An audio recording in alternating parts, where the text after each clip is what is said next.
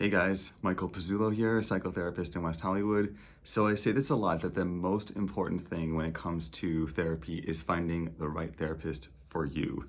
And if you're a gay man, you are likely going to be seeking out a gay therapist, which I think can be a really great idea, or at least get someone who is, gay allied, gay affirming, and so on and so forth.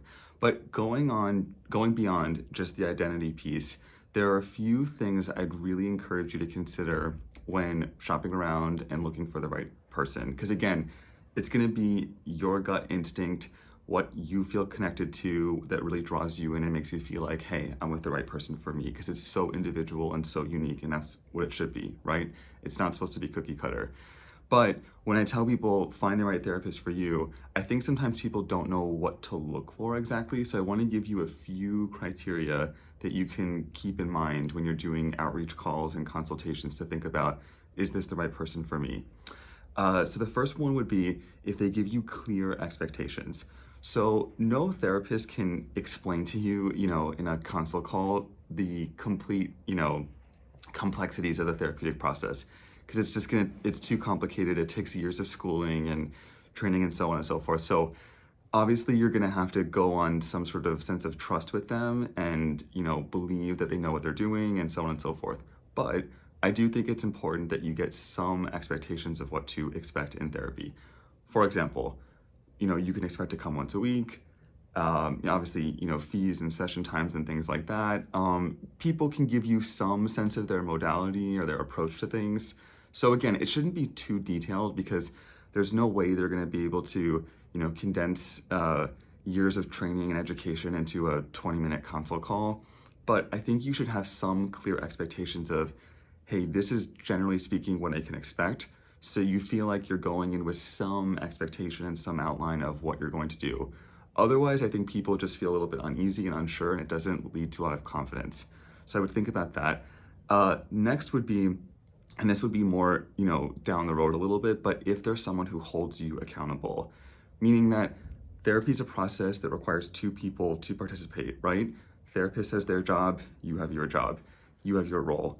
And, in addition to setting expectations of what they expect from you, which a lot of it will come down to just showing up, to be honest, but holding you accountable so that you are aware and being kept in check that, hey, if you don't show up for this, or hey, if you are, resisting in some way, I'm happy to explore that with you. And it's not about judging or shaming you, but you want to work with someone who's going to hold you accountable, because otherwise, if you start slacking, which all of us have a tendency to do, and they don't say anything, they may just end up enabling something that leads the process to just sort of fizzle and fall apart, and you end up not getting much out of it anyway. So find someone who is, lets you know and is bold enough to hold you accountable when they think that you could be showing up differently and come to the table differently. And again, not in a judgmental or shaming way, because that would be counter-therapeutic, but really someone who's willing to be honest with you. I think that's something that you want to discern for early on as well.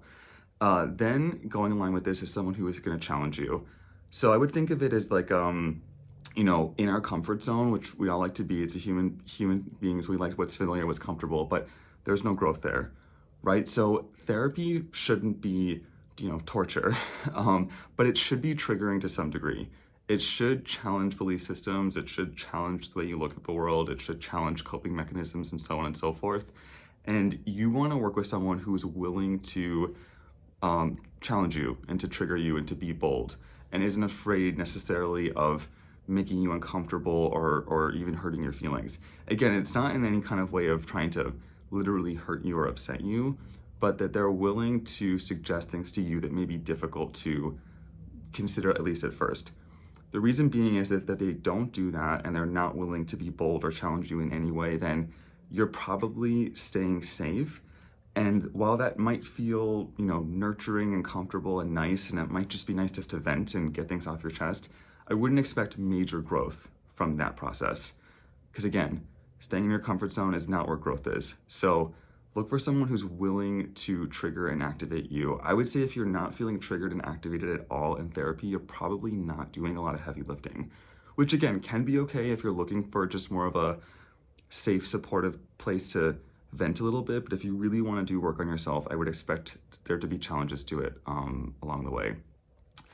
This one's a little tricky, but looking for someone who is vulnerable. Now, with that being said, therapists don't typically reveal, too many personal details, and we're not gonna disclose information in a vulnerable sense in that way. But you do want to look for someone who does model emotional transparency, because it's one thing to tell people, hey, you should go out in the world and to be vulnerable and to be more emotionally transparent and develop trusting relationships and so on and so forth.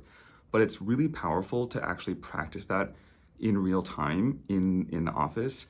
And one way that therapists can help with that is by modeling it, is by naming what they see. And so when a therapist is vulnerable with you, usually what they're going to be referring to is how they're reacting to you. So like, for example, they feel very sad when you are sharing a certain story, or they feel angry for you, or even if they're struggling to connect with you. But see if you can find someone who is willing to be emotionally transparent and vulnerable and bold. Again, not in an indulgent way where they're talking about their personal life, but when they're sharing about their relationship with you.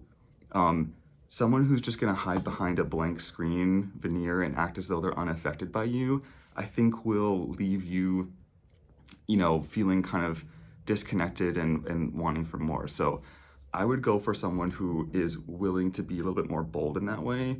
Again, in a boundaried way where they're not sharing personal details and talking about, oh, I had such a difficult weekend, let me tell you about it, but more about when I'm with you, I feel, X, Y, or Z.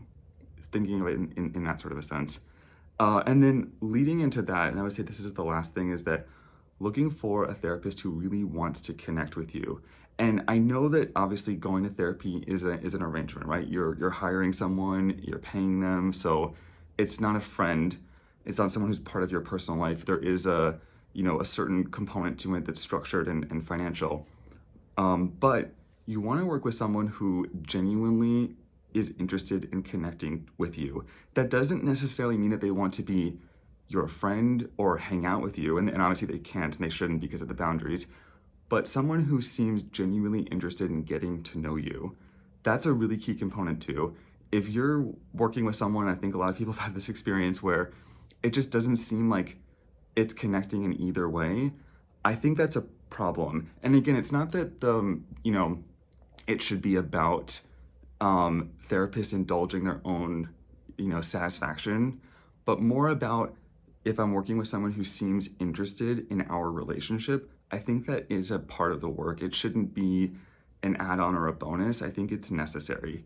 So really try to feel into, hey, like, does this person seem interested in connecting to me and getting to know me? And not just, clocking in and clocking out and doing their job sort of a thing. So anyway, those are my 5 things I would really think about. Some of these are things that you can really start to rule out and discern during a consult call. Some of them you might have to have a session or 2 to really figure out, but I think you will be able to pretty early on discern if these criteria are present. And if they are, I would encourage you to continue. And if they're not, then maybe consider pivoting or at least talking to them about what you're noticing. So hope that was helpful. If you have any questions, need any resources, please feel free to reach out. Again, I think that therapy, the most important thing is finding the right fit for you. So definitely take the time to do some research, do some calls, and make sure that you really find the person that you connect with. Because again, it's not a cookie cutter approach. People are so different. They have different needs, different relational needs. So, the therapist that's great for one person might not be the best for you. So really take the time for yourself to find the right fit. So I hope that was useful. Thanks, guys.